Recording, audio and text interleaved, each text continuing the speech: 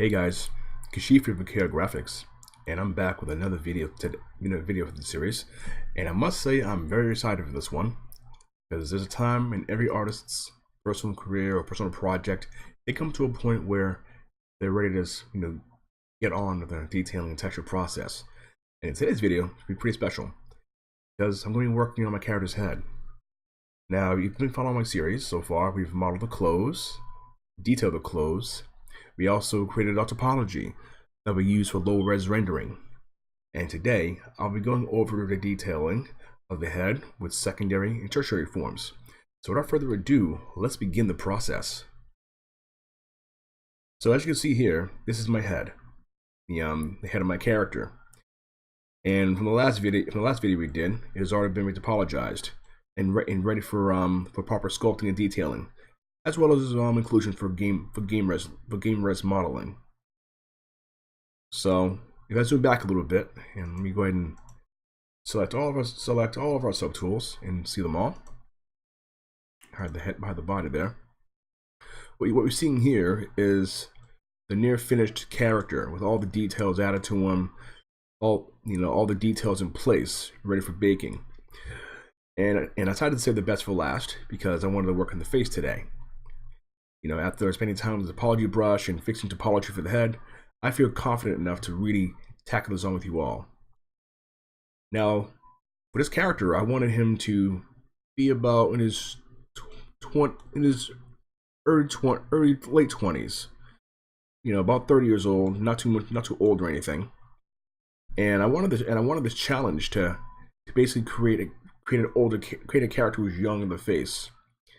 I've done past models where I created characters who are young, and this is probably the youngest, I think the second youngest I've made my design. So without further ado, let's get started with the detail process. So what I normally do is I use layers for this kind of thing, but in this first pass, this is the character's primary look. So I want to go in and start making the face and modeling it in a way that will allow us to shape the character's face and give it character. And with that in mind, I want to start by taking the character's face and adding giving some sort of character to his face. So I'll begin with the cheekbone area here. In the move brush, I will very gently move the cheek in a little bit. Because of this, with the cheek where it is, we'll be able to create all kinds of actually detail in the character. In fact, let me change my material. Yeah, I'll keep this one. I think that this material right here is my favorite material in ZBrush. You'll find it. You can find it on the website Pixelogic. You'll see all the material captions. It's absolutely beautiful. So first, let me set our brushes. So I was working on this earlier, and I wanted to keep going the brush itself. All right. So we'll go ahead and carefully start pulling like the jaw area there, and giving some sort of character to his face here. Bear in mind that this character he's a mid-20s character, at least in the face. He looks young in the face, and also the topology will also aid me in aging the character later. I have a version of this character much older than this, and I want to make sure that I keep some semblance of detail on his face. So pull through like this. I'm just going in very quickly and just moving around the points on his face. And this is kind of my second stage when I work on my characters. I often have I usually don't go too high in the subdivision levels on my characters, just to kind of want to get a feel for my character's look and appearances. So this character is a Caucasian male, and usually for Caucasian males, it helps to have a lot of references around, pictures. Go on Google, look at pictures of different people, and even people watch. Go around, watch people. Go to a park. You'll see all kinds of people. you know, in different facial shapes, jaw structures, and things of that nature. It's beautiful to see. Kind of trying to tweak the hair here. Oh, and by the way, too, when you do when you work in your high-res models, I also make sure that I project my all the details that I made onto the new res mesh. I move the mic a little bit. Have a little room on the desk to work, and there we go. Yeah, so basically, what I usually like to do is I spend a lot of time making sure the character's face is satisfactory to my needs, my liking. I have them zoom in close here to the eye and add a little inflation to add a little volume to the lacrimal membrane in the corner of the eye. But usually, I want that pretty visible when I work with my characters. You know, and also when you bake your textures in Node and Substance Painter, even Modelset Toolback 3, all that matters in the end is that you have a good clean bake that you can use your character, especially in engines like Unity and Unreal 4. So it's kind of going in here and solidifying where I want my eye mark to be. Now, I mentioned earlier about not going too high in your subdivision levels early, and that still holds true here.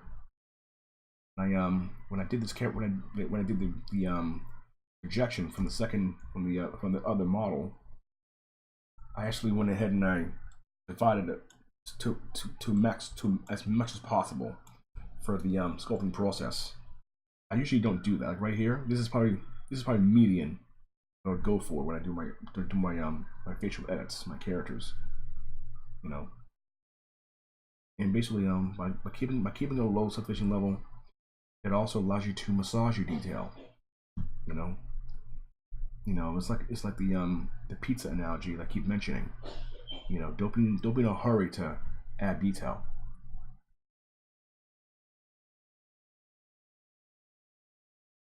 I'm going in and defining the eye bag, the eye, and also turn the camera to see. Looks like because some people the upper lid, lower lids are not flat. They do have volume, and it's important to capture that volume as much as possible. I'm going in and just taking the brush and brushing out areas that I feel important to me. Also, while making sure all while to ensure the character stays young. This guy, his character, he's had a pretty rough life. But eye bags are there. I'm going in and just fixing the eye bags a little bit so that they're not so heavy. There's his face. Yeah. And also too, the reason why I do this because also on the upper eyelid, the photo skin, I purposely did this the resolution res pretty high so that I can have access to that. So now I can start blocking out the upper eyelid. So to do this, I'm going to pick the edge rings in the eye, and as of right now, symmetry is on right now. A minute there. Let me go ahead and actually, I want these lower rings right here. These two lower rows. I'll leave it at that. And what happens with this is this would allow me to create the little flap of skin over the fold of skin over the eyes. And with the fold of skin, it'll allow the eye when it blinks to look believable in game. I also learned this technique from watching from artists in Naughty Dog. When they build their characters, they usually will. I think they usually will take you know, they have the eyes half closed and the mouth half open, so that to avoid any kind of artifacting. And that's what I'm doing here with this character. I'm adding the fabric skin now, so that when I go ahead and bake it later, in in Painter, I won't have any issues with baking my geometry down. So right here, I also want to make sure I go back in there and make the mask in your hole. Okay. I also want to make sure that I have enough room, topology to do all this stuff. So let's go back a little bit. Let's check. Okay. And now we'll start to form the upper eyelid area. And unless you're really skinny or really old or something like that, you know, sometimes there's a lot of extra skin on top of the over the eyelid. You know, so I'm gonna go ahead and just use a clay tubes brush and start brushing it in, masking in that part of the eye. I'm going to soften the mask a little bit so that it will have some sort of so it won't be just a hard edge. It'll watch there. Alright, that's not too much. This is good for us. And the best part about this process too is although we have symmetry turned on, later on I'll be turning off symmetry to for detailing of the face, like adding skin pores. I've learned a lot over the years creating people's faces and you know things of that nature. And see how I as I draw the surface, you notice how I use the smooth brush, smooth this down. This will not be this little fold of skin will not be in the bake, but this is a way for me to plan the eye fold later. Some people have bigger folds of the eyes than others. Great, you know. Usually when I'm not doing this, I do work a daily retail job, and I see people daily. So looking at people actually helps me a lot in my work. See, with a few polygons and well-placed polygons, I'm able to even get that fold of skin over the eye. And this will help me later on. This will help me later on down the line when I create blend shapes for this character's face. It'll look very convincing when I create the when I have the character blink. This right here will blend off, which is realistic, which is kind of realistic behavior of a human eye when it blinks. So all what you're seeing here is the skin compressing, the skin folding onto itself. And that's important to try to replicate that in 3D. And I'm changing material again. I'm gonna pick my favorite material. Find it GWX. This material. This is my other favorite material in ZBrush. It's called GW Wax. It's by an artist named Brent Warwick, who's I've seen his work on the ZBrush Central forums, and there's a lot of beautiful work I see on there. You know, a lot of great artists, top row, and I hope to be on there myself someday, and that list myself. And I think I will be. You know, so I work. You know, if I keep working hard enough on my art, I will get there. I was going to add on the little top line there that you normally see on some people's eyes. This will also help me to avoid the little I'll hide the mask. I want that little bit of skin right there to fold over. I'm going in and look at the form and what I like, what I don't like. I kind of want to go in there and also deepen parts of the lid a little bit, because you know, on certain people, like a certain ethnicities, this part sometimes on some people, certain ethnicities, sometimes you know this part of the eye sunken in. Sometimes it's softer. Sometimes you barely even see it. You should go close to them. Same thing here. On some people, different ethnicities. You know, You see it a lot on people from China, Japan, or into the Southeast Asian countries. There's something called an epicanthic fold over their eye. Usually, you won't see this ridge. It'll be all the skin over the eye, which in my opinion is a very beautiful look in a 3D character. It adds a level of diversity to your work. If you study people of all different backgrounds and ethnicities, it's helped me immensely over the years. So let's get back to work here on this, and basically we're now going to add some volume to the upper eyelid where the fold is. So now I'm going to go ahead and invert my mask, and also go back and also if you use ZBrush over the years, painting your mask will protect your work from accidental drawing. I'm going to do the same thing here in the lower eyelid. I want to protect that from being drawn on until I get to about here. I want, usually, I want that little fold. I want that little fold of skin right here in the corner of the eye. It's like kind of similar to like crow's feet. As you get older, even myself, I'm 33 and I get crow's feet. I have some crow's feet in the corner of my eye.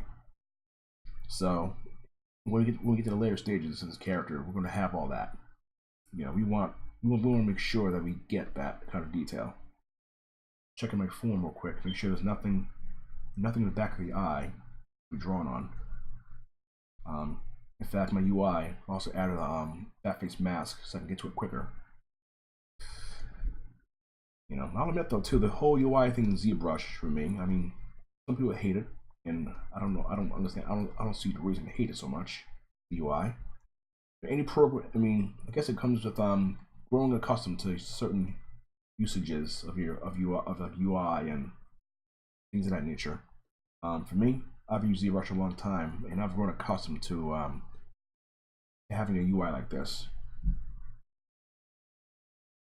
I think after this session, I'm gonna create a whole new UI. Basically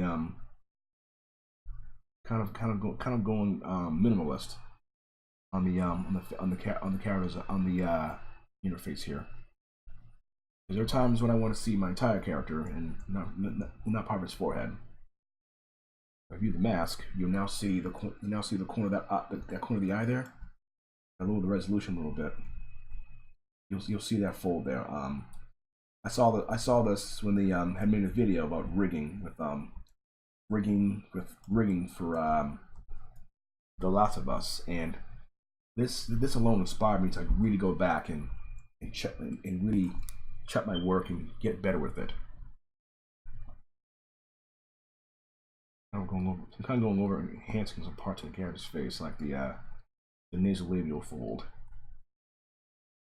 Everything I'm doing here now is in preparation for when I create the high level details, and not only that too, but also creating the old version of this character.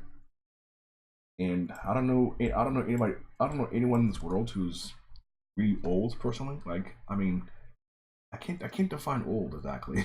I can't find the right word to say for old, but for this character, a little background on him. This guy, this guy worked, he's a laborer, and unfortunately, his love for science also got him into a heap of trouble. And basically, he basically found himself in a situation where his powers eventually grew so great it got him in trouble. And for this guy, I want the trade-off of old age to be the trade-off of ultimate power for old age. The reason to grow so old. This guy probably, let me lower that a little bit. I'm also trying not to add any kind of expression on the character's face right now. Until the later stage, we add blend shapes. Going in and just tweaking different body parts of the face. Now, on occasion, what I'll do as well is I'll occasionally look at my model. I'll also, unsolve the model and, you know, zoom back a little bit and look at the characters, see how it looks to me. Cycling through different materials to get an idea of even a silhouette. The silhouette is really important. It's not very intimidating. He's a magician, but I cannot wait to go back and really add to that silhouette. So basically, here we are again. Need to go up his nose here and start tweaking his nose a little bit. I had an issue with the nostrils when I initially created it, and I want to add a little more volume to it. So make them a little bit deeper. There's actually the nostrils themselves. Usually on a real person, the color is usually pretty dark up there. So what I'll probably end up doing in the texturing phase, when we get the painter, is I'm gonna end up darkening the nostrils a lot anyway, which is essential which is important for what I want to do later. So kind of going in and deepening the nostrils a bit.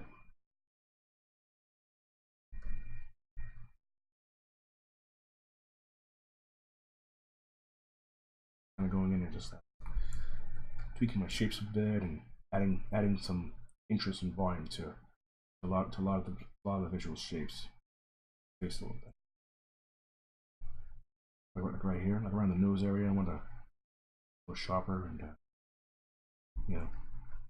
sharpen the nose a little bit so that it looks a little more interesting to me when I go back and look at it again in distance. So I'm kind of go in here and start adding a little more volume to the cheekbone. Not too much. Also, bearing in mind, I'm trying to keep the character young as possible.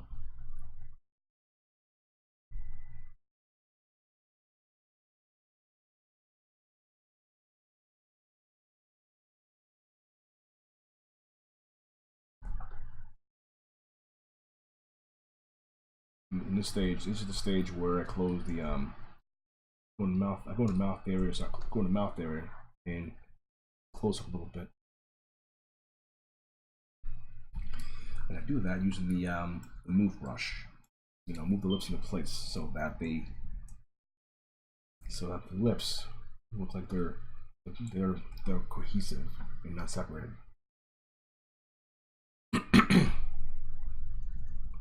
And also too, before I do a bake in Painter, what I'll usually do is I'll open the mouth a little bit so that it will have some sort of so that we don't have any artifacts when we do our bake. And that's a process I've been doing for quite a long time, and it hasn't failed me yet.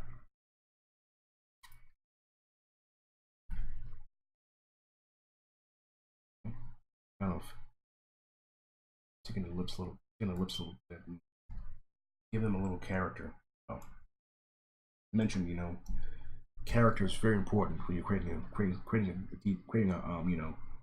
not only character is important. Character is important, but so is making sure that the character feels real to us. I mean, basically, I'm also an author, and I usually have a lot of fun creating my characters. I sit down and I ask questions about their origins. Who's their mom and dad? Who hurt them? Who treated them badly in their life that made them change who they are. Stories like that. They always speak to me in some way. I'm going here and just adding a little bit of adding some structure to the chin area. I mean, my chin is pretty soft. On others, it's sometimes certain features are very dominant on people. My ears are my own ears are pretty pretty little on the large side, but not overly big. But I think my ears are pretty big. Not like Dumbo, but And I often switch materials and look at the model, all angles, and things of that nature. I mean, I definitely want to add. I think on this one here, I'm ready to, I kind of want to go ahead and add, form to his face, like right, like his forehead feels a little flat. I want to go in there and change his forehead a little bit so that's not so flat. And this way I use the clay toothbrush and start scratching some detail. And I think this head alone is over 3 million polygons right now. The actual head, I mean the lowest subdivision level, the highest subdivision level is about 3 million polygons. That's as high as I'll go for something like this. I'll never go any higher than this. There's no real need to go higher than this at all. I'm kind of going in and adding some character to the forehead. It's been largely ignored right now. I hope you guys enjoy the series. I usually in the last two episodes I did, they're all time lapse and they have music in them. That's great and everything. Music's great for some video tutorials. But I love the fact that I chose a more interpersonal approach to my videos. I feel like if I talk to my video, I feel like I can connect with the audience a little better than with loud music. I mean, it's all personal preference, but for me, I like people to talk to the audience without the cacophony of heavy metal music and techno playing in the background. It's a beautiful thing to be able to sit down with people and share your passion for the world and learn from others. I hope in the future too. I meet some. I get a chance to meet some great artists. One day in my travels, where I travel the country and meet people who are in this field like I am. I'm kind of going in right now, trying to gauge an idea where I want some head structure to be. And I think I did this one recently. So I'm gonna go back and refine this a little bit. I'll use a scratch on the surface, scratching the surface a little bit and alter the form a little, as well as smoothing out any kind of bumps in the character's head, because unfortunately those bumps will appear in your normal map and you do not want that happening. Over to the ear, and we'll start just tightening up some detail in the ear. Right now it's a little too soft for me. Going to ear detail and start tightening up some details like the earlobes and of that nature. And I'm also staying aware, making sure that I don't draw too heavy with a brush, because I don't want to hit the other side of the ear. Which is why I have Daphne's mask, a button right here in my UI. I'm going in and just tightening up details a bit, because when I initially modeled this, it was only 2 subdivision levels, and it didn't have like skin pores and wrinkles in the face. And usually for this kind of character, for a character like this, at his age, I don't want to have too many wrinkles. Not so many wrinkles that he looks really old. But at the same time, he's still kind of young in the face. And creating characters when you're young, not easy thing to do. It's very easy to create an old person in 3D, digitally create an old person. The hardest one for me is a young man, or a young woman for that matter. Making sure that they look young and don't include features that will either age them up to a certain degree.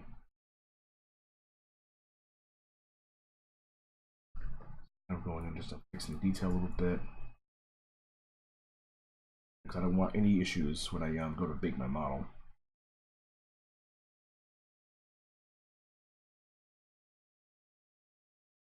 And I also don't poly paint in this program. I used to. Ever since they made this painter, I don't have the need to poly paint at all anymore in ZBrush.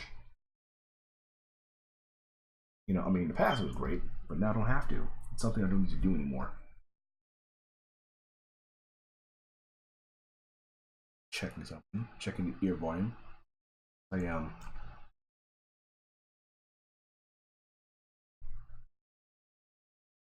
Actually, what I want to do is also think here, because on the back of the ear, there's usually the anti-helix of the ear sometimes matching the back, so you want to make sure that you actually capture that. I'm trying to find out where exactly I can do that. Not easy to do sometimes. That's why I'm going in very slowly and painting parts of my model very carefully until either as I hit something or I find my stride.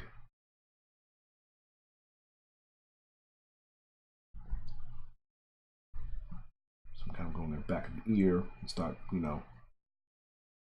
carving out detail on the back of the ear and making the ear feel thin.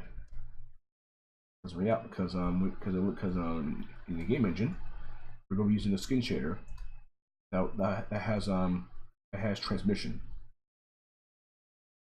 And transmission, those who don't read, transmission is just when light passes through an object to the other side and bounces someplace else. You know, the way to show transmission is put your hand in front of a flashlight, and you'll see how the light will go through your skin and travel out elsewhere. That is actually a very cool little trick I learned when I show my little brother this stuff about stuff for scattering. I'm going in just getting a little tidy, so that I can we'll move on to the bigger details I need later. You probably noticed that I do jump around a lot. I do not stay in one place when I model my character. Moving around your model also helps you play the model placement. In fact, let me go ahead and subtool, hide all the stuff. That's the body, is the head. We don't need anything else right now. Do it again. All right. So for his nose, it's a little bit round for me. So I'm gonna go in and start blocking it. Start adding some planes to the nose a little bit for him. Not everyone's nose is like very rounded. Some people have noses that are a little bit flat in the front. And sometimes it's round. So I'm gonna make sure I go in and do that kind of detail.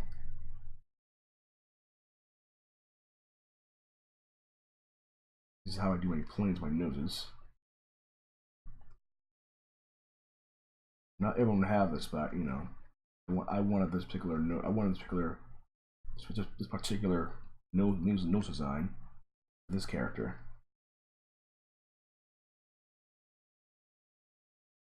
I mentioned earlier. I do on occasion when I'm working my art or at work. Usually, when I'm having my ideas, I do people watch. I watch. I look at people different body types and different how they walk. Different gaits. Are they confident? Are they lethargic? Are they sluggish? These are questions I usually ask myself when I'm working my characters. So with this done here, I'm gonna go ahead now and start refining some wrinkles and actually right here, before I go any further, I'm gonna use my dimming thinner brush and just go ahead and give it a quick across the eye there. And with this brush, you gotta go slow. Let me go ahead real quick and just Making sure we're not too heavy-handed here. Checking something. And yes, it's nice little way to draw wrinkles too in faces. Which I'll be doing in a later session for the next character I do. Hide that.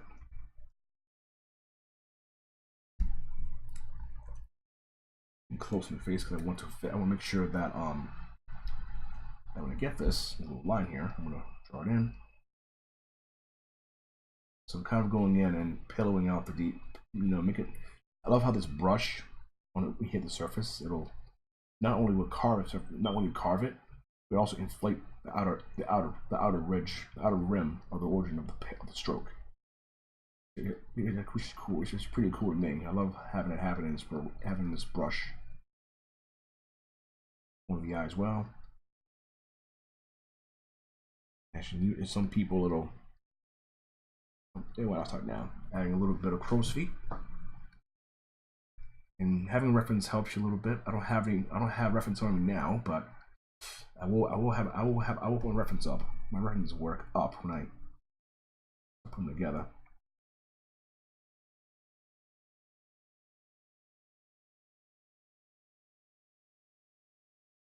I'm going in a little bit and also too I have dynamic turned on for the brush. Basically, size 1. This is the size of the brush, literally.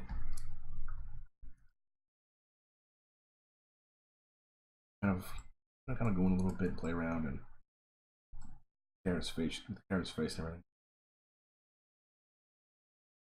Character's pretty young. I get the challenge for this kind of character. It's the fact that because he's young. He's young, you're not pressured to put a bunch of wrinkles on the skin all over the place. A few subtle wrinkles is fine, but you don't want to go crazy with this. If I can fix up here too, that little corner of the eye there. That's a very important element in my character design. I need to mute that a little bit because happened. I think you can hear my desktop, hear the ping of the desktop, and I don't want to hear that. I'm going in a little bit, and also too, don't be afraid to lower your subdivision levels. Work this way as well. It helps a lot too when you lower your subdivision levels, so that you're not any big changes you need to make can be made quickly. I'm going in right now and just let me just go back. Actually, let me go back to this. I guess his eyes, they feel a little sunken in a little bit. Okay, though, I'm gonna work with that because on some people's faces, that sometimes the eyes are a little further out, sometimes it's further sunken in. I guess for this guy, because of profession, he had many professions. His life, and he's had a pretty hard life. Poor guy. I'm kind of going a little bit. And I'm also going to try to separate the lower eyelid from the cheek area. A lot of people do it differently, but it's how I approach my detail work. And I'll be honest with you. I was going to time lapse this, but I kind of felt that it'd be way more fun if I could show you guys the process of creating the characters, doing the details, doing all the detailing character's face. So this is a nice little treat for me to you, and to my audience and the fans out there. Now I'm going in trying to decide how I want face to look.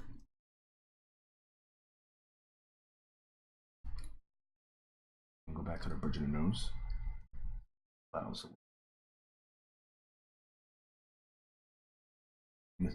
And this is a really good benefit of working on a lower subdivision level. Big changes. Usually in any kind of sculpting program, a big change can be done very quickly. Basically, if I did this kind of change on a high-res mesh, it will be damn near impossible to do it quickly. You know, basically, let's say when I change the size of the ears, I can do that in lower. I can do it right here in the low res version, level 1. I can just pull it up. This. I'll show you real quick, and then it's, you know, in ZBrush, anything you change is automatically propagated in the high television levels. Move that back. Yeah, that's what my character's ears. I think also too, like I mentioned earlier, is I was trying to find his ears a little bit and give him some shape. And usually my character's faces, I like to go, you know, usually my heads, depending on the design, are the most dense out of the entire character's body. The reason that is too, because when you use skin shaders in a game engine, sometimes you get artifacts, you know, like such as like you get artifacts and, you know, the you see the edges in the ears, you know, from the from the transmission, you know, and basically, and for me, I don't want that. I want to make sure I can, you know, get all my get all the detail where I want it to be. Oh, kind of like going on the topology brush and pulling things over a little bit. You know, this is pretty. It's get tedious sometimes, and basically, it's why in computer graphics it's important to be patient to your work.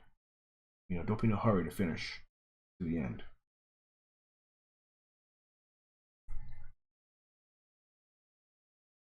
Kind of going in here and smoothing things out a little bit. Apart a little bit. So I'm kind of going in and seeing where or teeth. Because you know, one they don't want is the cat opens their mouth. There's interpenetration between the teeth. One thing I don't want happening. These teeth right here were from a scan. I remember they were where I got them from. In fact, I'm trying to remember where exactly I got them, but they are from a scan. You know, no way I can work with teeth like this. You know, in ZBrush, I could easily model teeth like this. Wanted to. You know, sometimes it's, you know, good idea to get like teeth from a real actual source. I'm going in here and fixing the clip a little bit.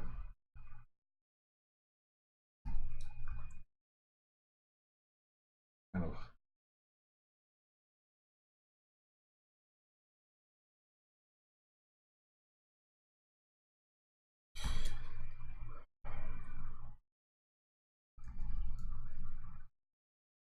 I'm going in and just tweaking the shape a little bit.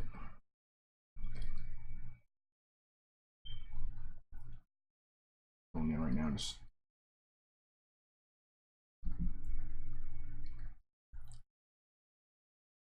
yeah, I'm trying to be careful here too, so that I'm trying to be careful here as well, so that I don't age him too much. It's not easy to keep a character 20 years old. You know, in his time frame, 20 years old, at age 20, his character, I believe his character is going to be from the late 17th century. If you're 20 years old, you look like this, look young like this, you were lucky to be alive. I think back then the rate of mortality wasn't, you know, it was a very high mortality rate. You know, you actually, you know, people dying quicker back then in that time frame. You can I think you can try, you can, anyone out there watch this video later can help or correct me on that. Kind of going in now and just, you know, adding detail when I need it. Shade this down a little bit. And usually to my work, usually my own modeling work, I will jump back and forth between models that see what I like, what I don't like, and what I feel needs to be fixed. Right now he's I'm trying to be careful with the nose area. I don't want him too old.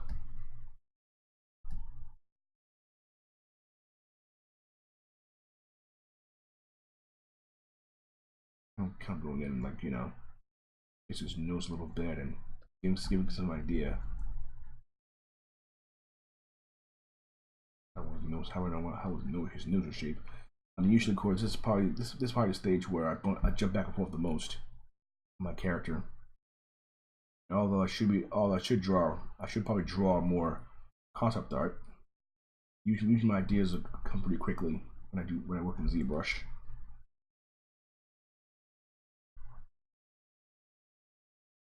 Here a little bit to see what's like.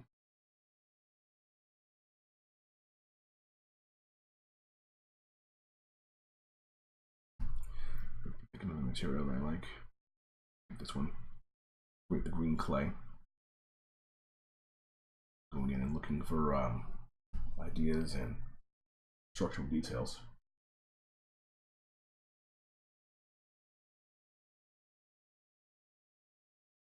Pretty cool.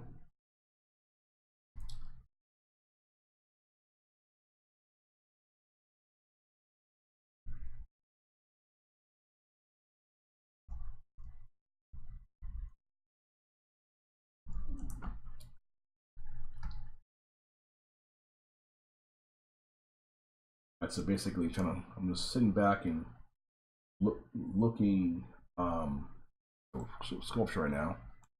You know, it's kind of good to sit back and look at your model and see what you can add to it. So right now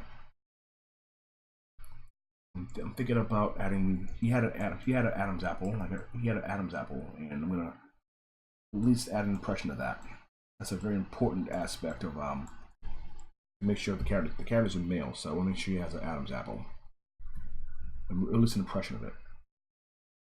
You know, if he were a skinnier character, I would definitely you know make it more pronounced. But for now, I'm just going to add a semblance of it a little bit. Same thing here as well. I'm going in. Not too pronounced because you know he's not a muscular character, so we want to make sure that kind of define stuff here.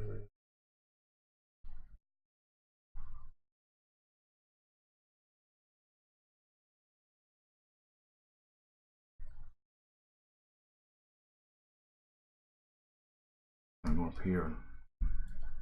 Look at the model and see how it feels. See how it looks to my eyes.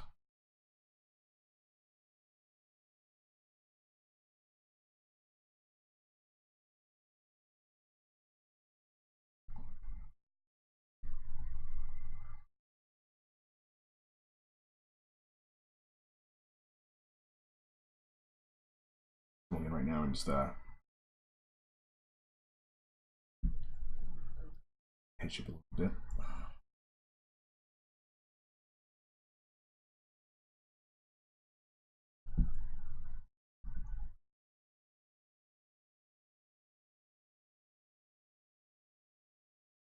I'm going in right now. It's working the tip of ridge there a little bit. And I also look at the model in perspective mode as well. Just get an idea of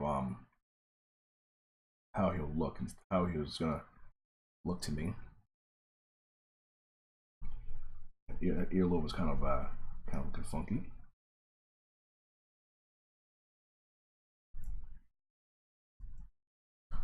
And I'm also going to be starting a blog and starting a video. This is like a video blog, but I also have a written blog too of my designs. So basically, I'm thinking about doing the blog weekly, if possible.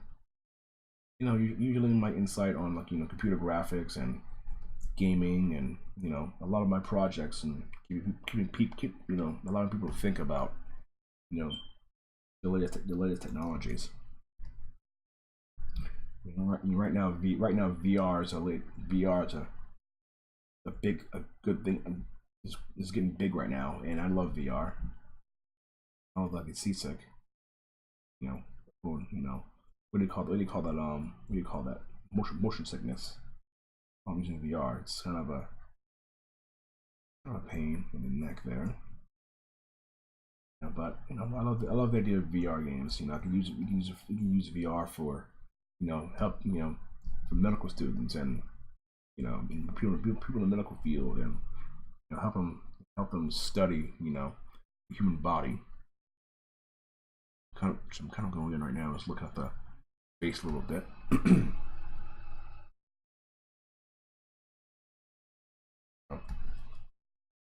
So I think for this one, these are like the big forms here.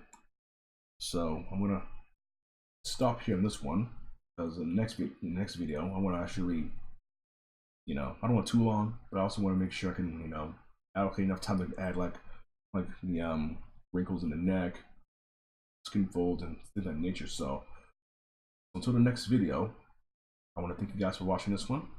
Leave a like, subscribe. Any questions, leave a comment. See you in the next one. Bye for now.